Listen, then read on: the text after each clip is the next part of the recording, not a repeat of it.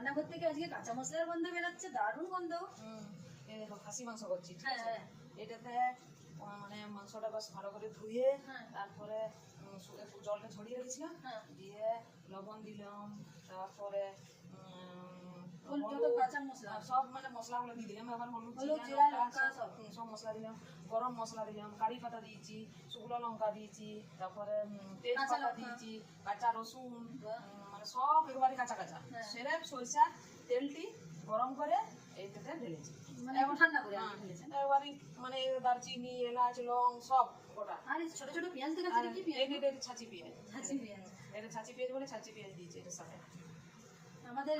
আমাদের বাগানে হয়েছিল, আমাদের বাগানে গোটা টমেটো মনে হচ্ছে একটা দেখতে পেলাম। ওটা টমেটো দিয়ে দিয়েছি। হ্যাঁ, গোটা টমেটো।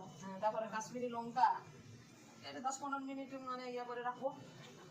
কারি পাতা দিয়েছি, কারি পাতা মানে কাঁচা মশলার গন্ধটাই মানে গোটা রান্নাঘরটা মানে মোমো করছে। আর এই যে দেখো কাঁচা গোটা টমেটো ছোট ছোট, আমাদের বাগানে।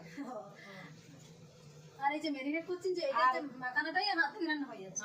আর ওই যে বেরেস্তা করে রেখেছিলাম, বেরেস্তার সঙ্গে একবারে বেরেস্তা করে ঠান্ডা করে একবারে ওর সাথে আদা, রসুন, বেরেস্তা সব একসাথে মিশিয়েছি, আর সামান্য একটু দইও দিয়েছি।